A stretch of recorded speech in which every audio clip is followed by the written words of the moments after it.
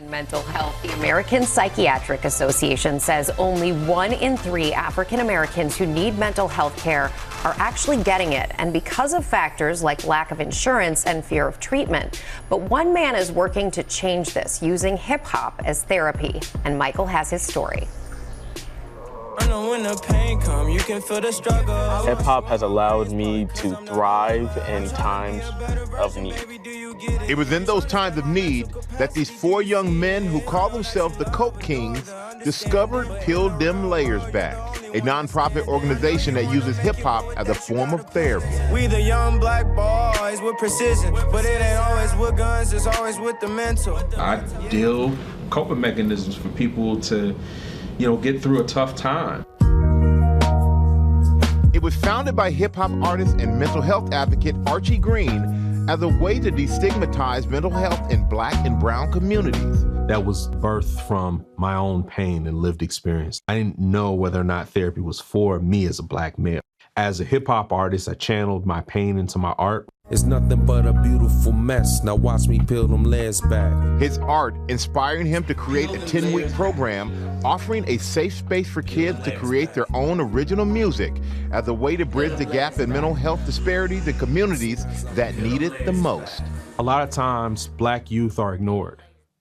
They want to feel validated. They want to feel heard. Instead of being shunned for having feelings and for acting out because there's no food at home, or dad walked out on the family, or we give them something easier. If I can channel therapeutic practices through hip hop, it doesn't feel as awkward. It feels like something I can have a connection with. That connection drawing in 19-year-old Kavier Hill 2 years ago. I honestly didn't know how to attack depression, so I would keep a persona that pleases everyone else. I really thought it was just another therapy session because I've done therapy and counseling before and it didn't hit home for me. Archie delivered everything was just so different. It was like he was my brother.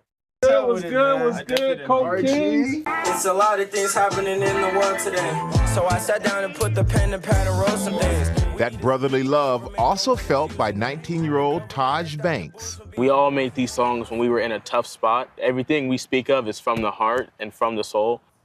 The program has showed me that there's going to be hurdles, but you can get over it. The program also offering additional mental health services from professionals. My brothers, Coke Kings. What's happening? What up? Like licensed social worker Ivan Conard. What hip-hop music does is it becomes a vehicle or catalyst to say, hey, when you were feeling this way, what is a way to manage that emotion? Be open-minded with yourself. Throughout that program, we were able to identify songs and help me dig out of that space. Ivan also encouraging the boys to create their own hip-hop inspired mantras to help them hold their heads high. I will change the perspective of a Black man in America. I will become the king that I was destined to be. I will inspire others with my music. We are the Coke Kings. As a young Black man trying to be great, I pray for peace and love and still get hate. So powerful, guys, and our thanks to Michael for bringing us that story. Well, hey there, GMA fans. Robin Roberts here. Thanks for checking out our YouTube channel. Lots of... Welcome, everyone, and thank you for being here today. Good afternoon. Thanks. And thank you for joining our third presentation of the 2024 Impact Talk series. Today, I have the honor of introducing our speaker, Ivan Conard. Let's give him a round of applause. Thank you, Ivan, for being here. My name is Gabby Mish. I am the manager of special events here at the Mandel School, and I once again have the honor of introducing our speaker today.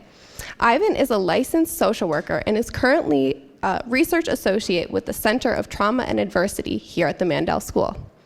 Ivan's work focuses on many projects, such as supporting the establishment of trauma-informed neighborhood resource and recreation centers in the city of Cleveland, delivering training programs, leading the evaluation programs, supporting the development of protocol and procedures for trauma-informed support service teams, and so much more. Ivan's research and interests have led him to several milestones in his work. He has explored different career paths, but when he was introduced to the Mandel School, he quickly developed a strong interest in social work and community practice for social change. He has been determined and working to make a substantial difference ever since. Ivan truly has accomplished so much in the early years of his professional career. He has served as the president of the Black Student Association's Mandel School chapter, an NASW student representative, and assistant residential community director. He also won the NASW Ohio Chapter's 2020 Student of the Year Award and has even appeared on Good Morning America for his work, as we just saw. Ivan has big plans for his continued journey in social work and hopes to make a high impact for youth, families, communities, and even the nation. It is safe to say that Ivan Conard is a true example of a change leader. So without further ado, everyone, please join me in welcoming Ivan Conard.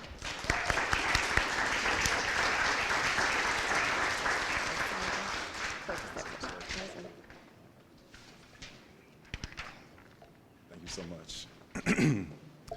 Thank you all. Thank you, Gabby, for that introduction. It's like listening to her introduce him, like, wow, who is that guy? You know, literally, it's like, but, you know, God is good. I just want to say, you know, thank you to my family for showing up. Thank you to my friends. Just thank you for this full room of people that I've met, you know, in passing, and that show some genuine interest in the work that I've done. So without further ado, I'd love to share with you all about some work that I've done since graduating from the Mandel School back in 2021. And now with it just being 3 years later, once again, it's like, wow, look how time flies. So as you all noticed within the opening, you know, video of Good Morning America, which also shocked me, I had an honor of working with these 9 guys. It's 8 here in the photo. Kavier had another obligation at the moment. But being able to work with these 9 guys over a 10-week period was, I would say, transformative, not just for me, but also for the program itself. So I'm gonna open up by telling you all a story. My first day within Kent Roosevelt was the high school in which I was working with these guys. I walked in, I'll give you all a visual. As I'm walking in, my first indication of something's going on was an introduction of security officers saying, hey, excuse me, who are you here to see? It's like, okay, well, my name is Ivan Conard. I'm here to run a program to support the young guys. I'm here to see the guidance counselor. They said, okay, walk through the metal detector, take the things out of your pockets, and put on this badge, right? Identifying who you are. So I followed the instruction. They guided me to the guidance counselor's office where I was able to meet the guidance counselor finally in person. Before, we had conversations over the phone and through email correspondence. From that point, she directed me to this classroom. And during this time, I was setting up. As you all notice, I love hip hop music. I use music as a way to impact youth. I began to then set up my laptop, the stereo system, to make sure that once these guys got in, we were good to go and we're rolling. So the bell rang, hearing, you know, folks in the hallway. It's like, okay, here comes the guys. So as each of them come in, I'm dapping them up. Hello, my name is Mr. Ivan. What's your name? All right. So all 9 guys come in. Actually, at the time, it's 10. And I'll give you all a tidbit on that 10th and the crux of this story. All 10 guys arrive into the room. The bell rings. I said, okay, guys, welcome to the Cope Kings program, right? You are now on the journey of becoming cope dealers. And what that means is you will be equipped with not only understanding how to self-regulate, but also co-regulate with individuals around you. Within that 30-second time frame, I kid you not, within that 30-second time frame, the bell rang again. However, it was an intercom announcement. The intercom announcement was, teachers, close and lock your doors. This is a lockdown. This is not a drill. Close and lock your doors. So, once again, this is my first time in the school, my first introduction to these young men, and immediately, and I'm gonna talk about this a little bit later, I go into a statement of, okay, what is about to happen, right? I go into a hyper-aroused state of, okay, what's gonna occur? The guys are in a circle, there's an exit behind me. I say, look, y'all, let's quiet down. Worst case scenario, we're running out the back door. I'll be the last one to leave. About a minute or so later, I hear rattling out the door. And then I hear the guidance counselor's voice. So I say, all right, guys, quiet down. I'm gonna go check to see what the noise is. So I hear, Ivan, it's me. And it was the guidance counselor. I open the door, and as I look in her eyes, she's crying. So I'm like, okay, what's wrong? I'm like, come on in, what's going on? She's like, no, it's okay. And as I open the door further, I see 3 gentlemen a gentleman with a suit on, who turned out to be the principal, and 2 police officers with rifles in their hands. So with that, they say, excuse me, sir, we believe a student of interest is within the classroom. We need to come in. So I say, well, all right, is it really that serious? They say, yes. So they walk in, all 3 of the gentlemen, guidance counselor walks in behind them, and she says, there goes the young man right there. And she points out one of the 10 guys who was seeking support. I say that story to tell you all, is these guys were seeking the support and they were coming to the group to find some way of managing whatever trauma, whatever stress that was occurring within their life. When they escorted that young man out, now mind you, they handcuffed him in front of us. Once again, they had 2 officers with rifles, and they walked out. For the next 45 minutes, because the periods are about 50 minutes-ish, I was left alone within that room with these guys. Now, mind you, yes, I have a license of social work. Yes, I have, this degree from this amazing institution. But in that moment, in an unfamiliar place, with unfamiliar people, the one thing that I did was I fell back on what do I do when I need to regulate.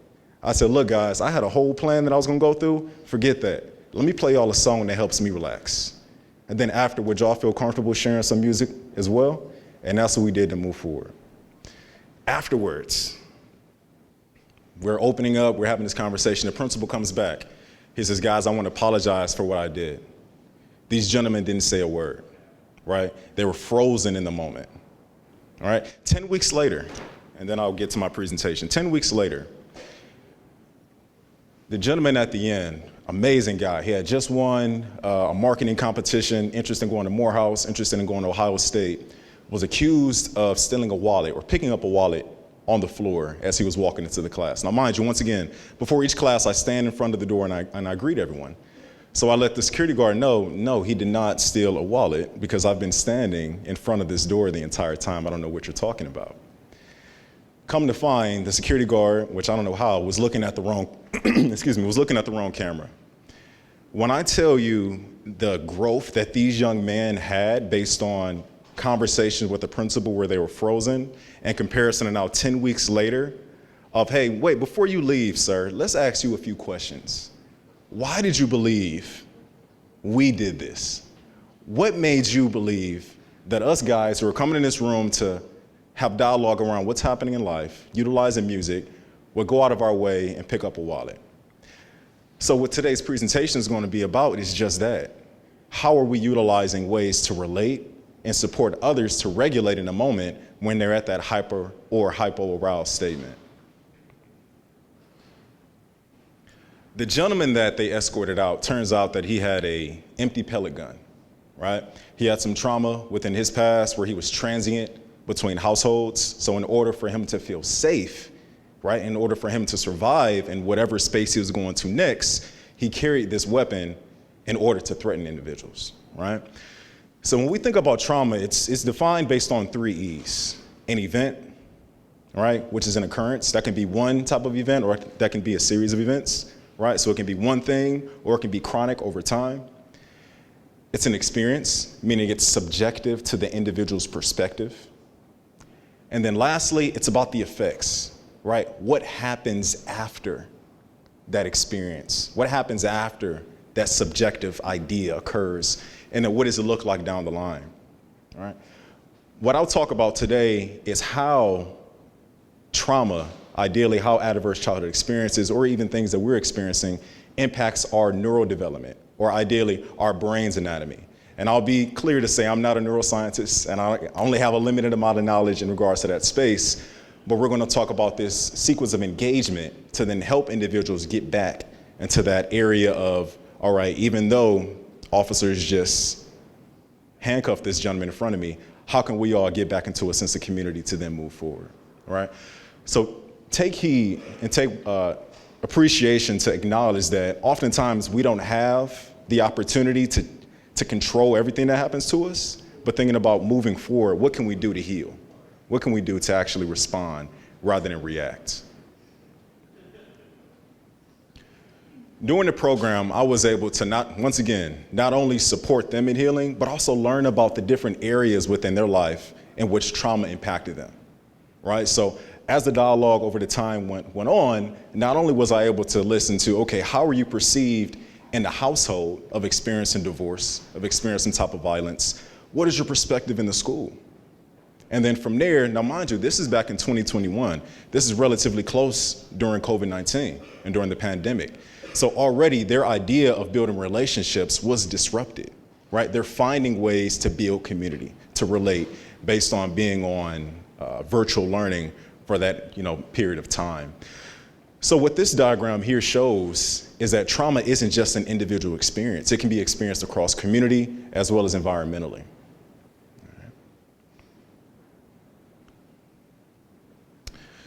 Now, neurodevelopment, right? Once again, I'm not a neuroscientist. Even as I was going through these slides with my younger sister and brother, Mariah, she was like, Ivan, is my brain that color? And I said, you know what, let me look that up real quick. I doubt it's pink and, orange, all these various different colors, but I'm pretty sure there's a mix between them. But as a understanding of what our brain looks like and how it develops, our brain develops from the bottom up and inside out. Right? So what that means is in utero, the bottom up, the bottom piece where the cerebellum is, the spinal cord, that regulates our heart rate, our breathing methods, things of that nature. And then as you go up to the diencephalon, you then begin to interact with emotions, memory, and then that last cerebrum area, the cerebral cortex, then involves with learning and things of that nature, that high level functioning. All right? So when we think about what happens to a person when they're triggered, right? So going back to my story of the gentleman walking in, right, with the rifles, or when I opened the door and I saw the guidance counselor crying, what happened was my body brain responded. It took in that stimulus to then say, what are you going to do? Based on the reaction of my feeling and reacting brain, all right? And then from there, I was able to access the thinking. So when we acknowledge, and I'll just move forward here, when we acknowledge the process of intaking sensory experience, it goes from a bottom-up perspective, right? So keep that in mind, all right? So when something occurs to us, it comes in from, okay, how is my midbrain responding, whether that's my heartbeat is increasing, whether I'm thinking back to some previous memories, and then I can then lastly think about it from a conscious standpoint.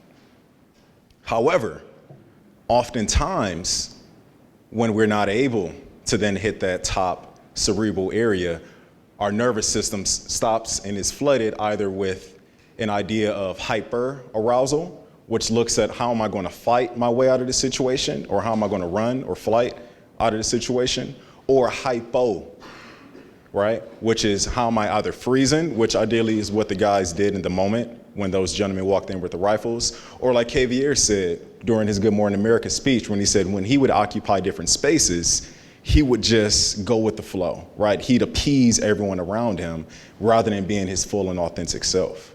So when we think about how trauma and how stress and how our relationships impact us, it can look different across the spectrum, all right? You may have a youth that oftentimes is outward expressing their experience, whereas you may have someone else that is dissociating, that's more within themselves, right? Not wanting to communicate.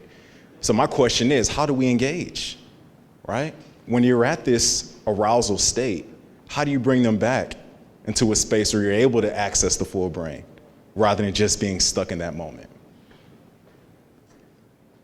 All right. And here's another diagram which describes that. When you're at a heightened state, you go from acknowledging that full pink brain space to then just falling back to, okay, what do I know? How do I feel, right? How have my memories and what I've done in previous spaces led to where I'm at now? Or you might not even be able to access that, where you're in full survival state to say, okay, how can I escape or move away from the space that I am so that my body and my esteem, my homeostasis, is protected?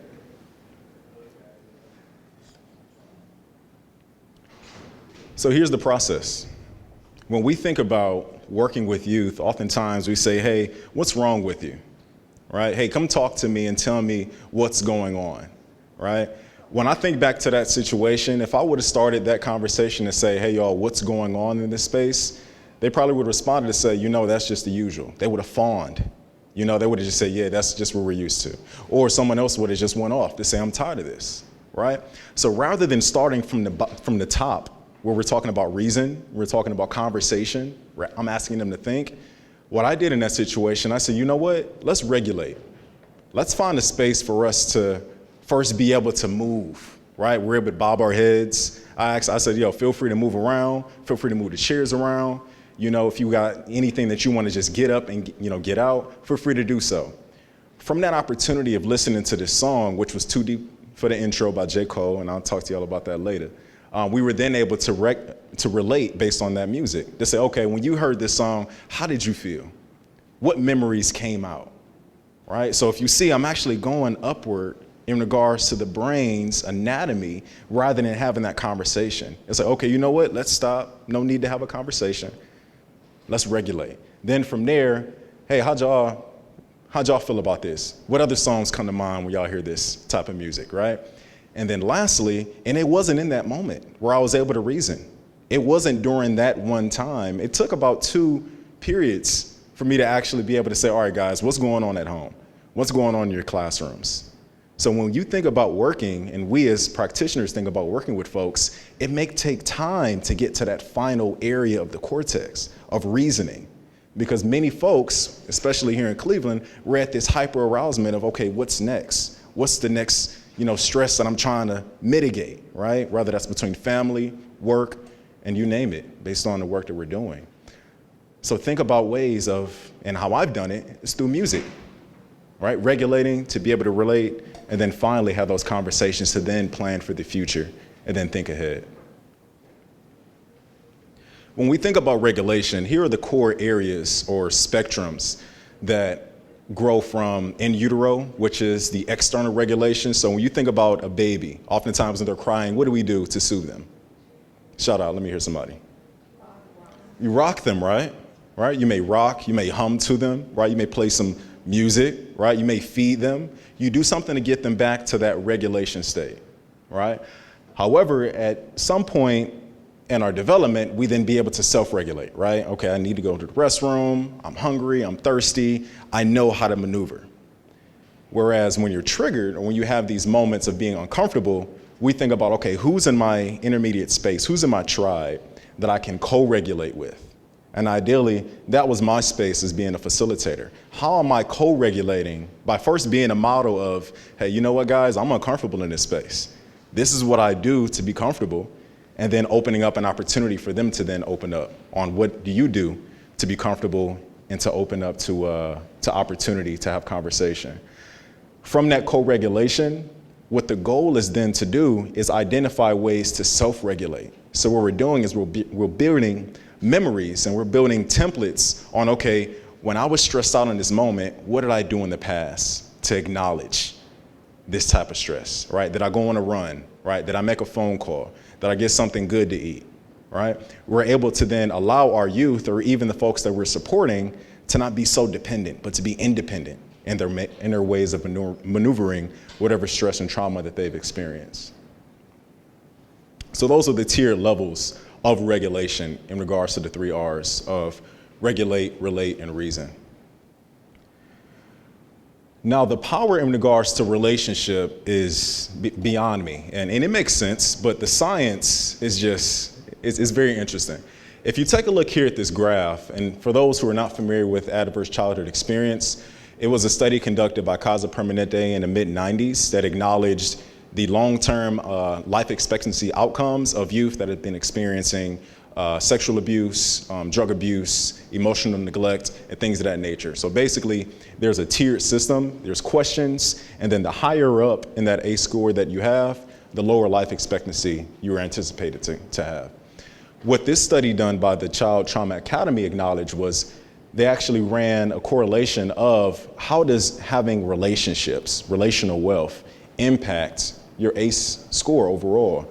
And what was found was a person who experienced 6 ACE scores had the same presentation of a person who had 0 to 1 ACE score. So what does that mean? It means relationships matter.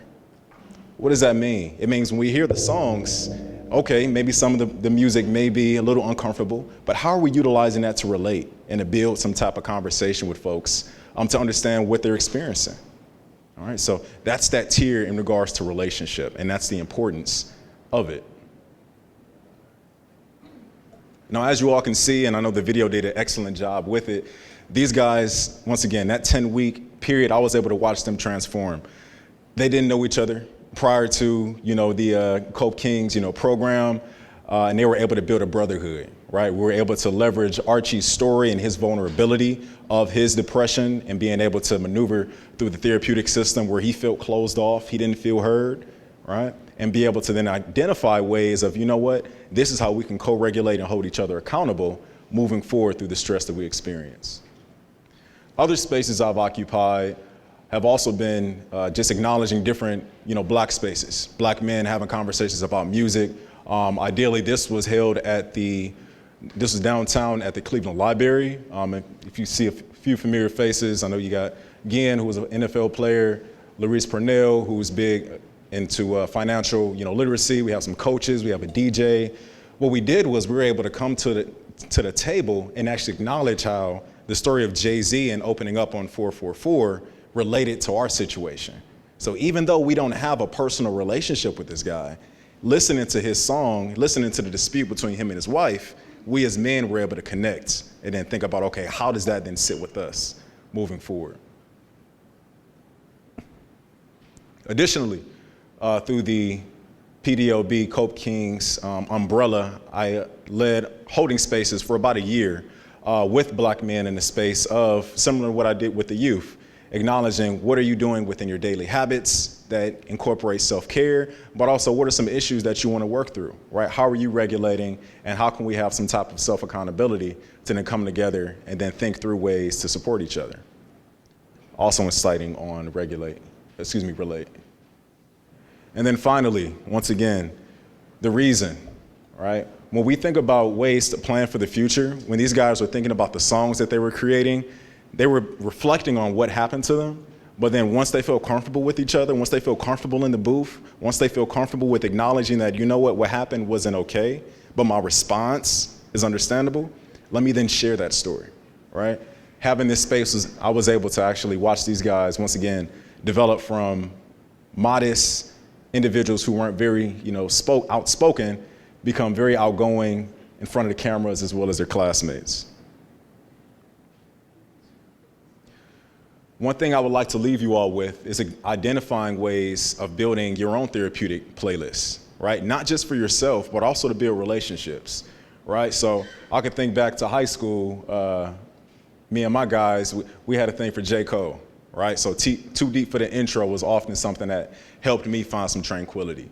Something that helps me find some motivation is Victory Lap by Nipsey Hussle. When I need to channel my energy, right? When I feel a little, lethargic, right? What's something that gives me a good vibe?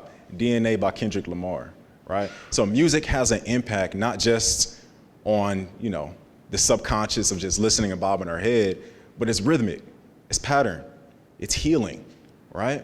And the more that we actually attune to listening to what occurs in it, and whether that's reflective of our experience or not, that allows for us to then either self-regulate or co-regulate as we get to learn about somebody else's experience. All right, so with that, I want to say thank you all. I hope you all gathered something from this space, and I'll open up the floor for questions.